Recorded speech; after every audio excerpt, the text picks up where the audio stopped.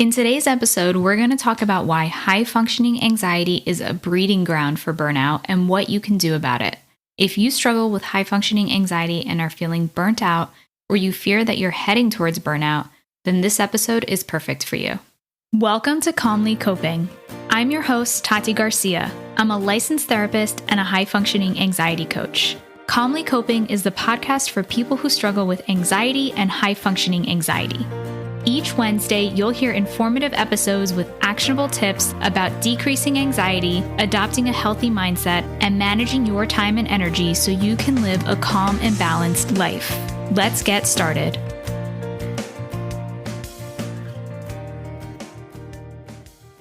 This is episode number 35, Why Having High-Functioning Anxiety Leads to Burnout. Welcome back and welcome here if you're a first-time listener. Thank you so much for tuning in. Nobody wants to feel burnt out. It's inherently crappy. According to helpguide.org, burnout, quote, is a state of emotional, physical, and mental exhaustion caused by excessive and prolonged stress. It occurs when you feel overwhelmed, emotionally drained, and unable to meet constant demands, unquote. Here are some warning signs that you may be heading towards burnout. If you have increased irritability at both work and in personal relationships, if you have feelings of overwhelm and a never-ending to-do list, if you feel constantly drained or you're having difficulty sleeping, never feeling like you can relax or take a break, or feeling pessimistic and as though you don't have support or you're alone in your work or tasks. Burnout happens when you are giving too much to others and to your responsibilities, and you're not taking the appropriate time to give back to yourself. So how does high-functioning anxiety lead to burnout? First, just a quick rundown of what high-functioning anxiety is.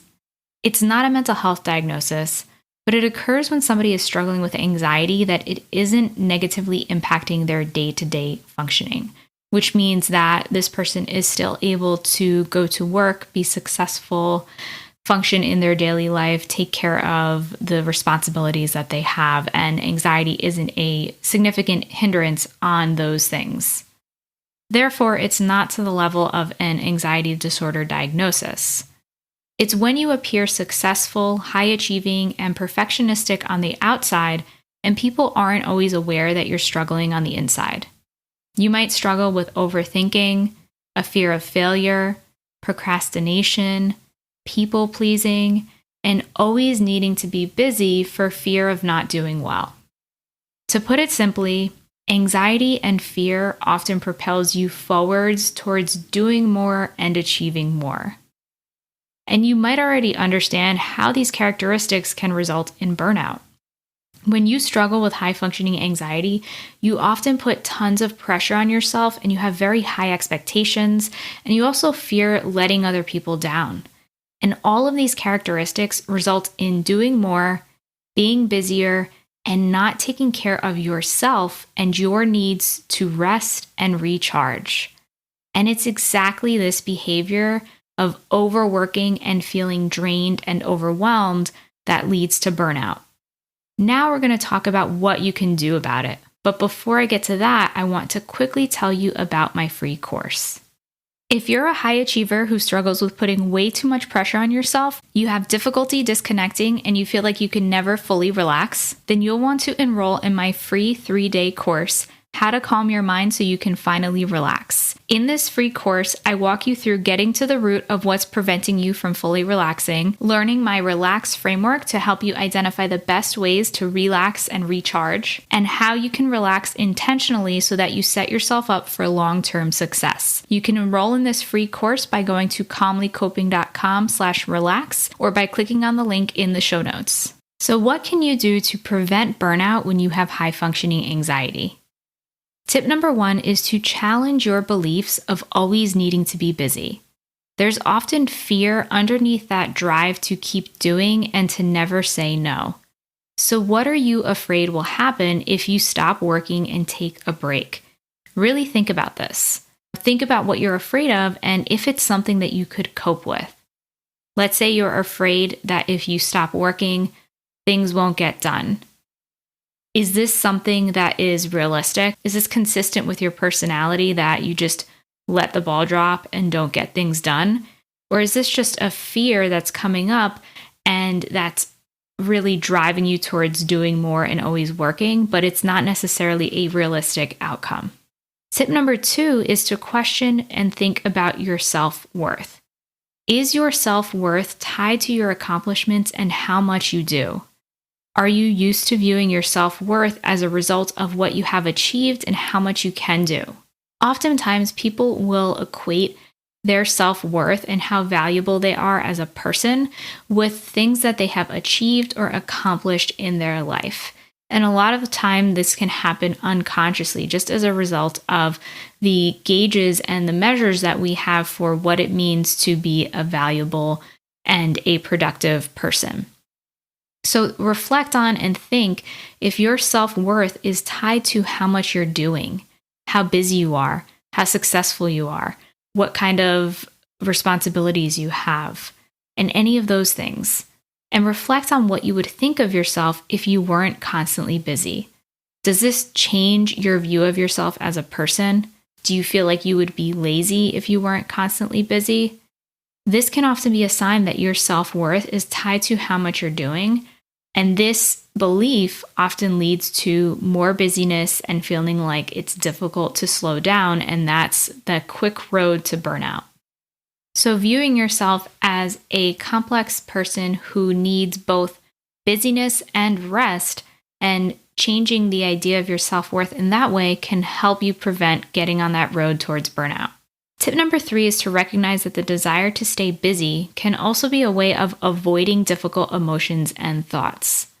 Those moments where you feel like you just can't take a break because you're too busy are often the moments where you need it the most, because it can be a sign that you're trying to stay busy to avoid the internal overthinking or difficult emotions that are coming up for you.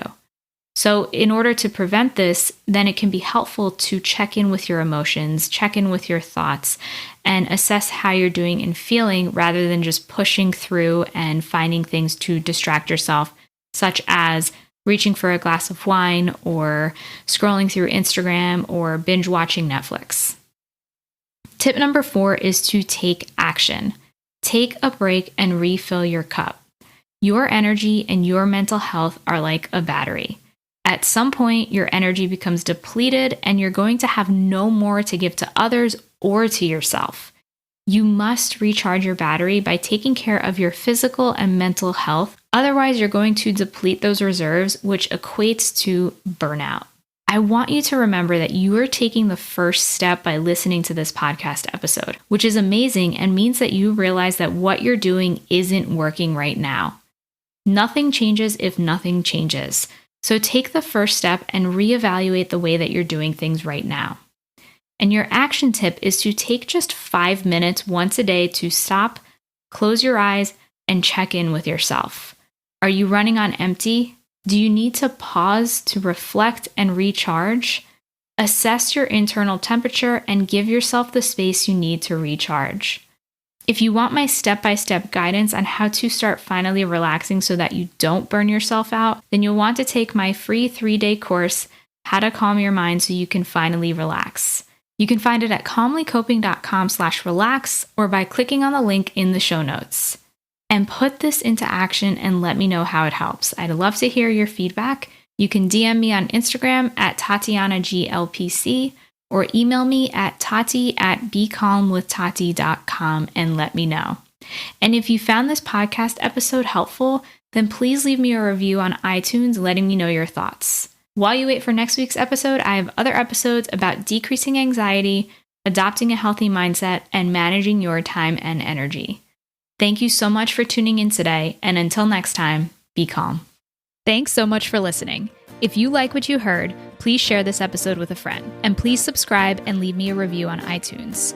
Also, remember to check me out online at calmlycoping.com and connect with me on Instagram at TatianaGLPC.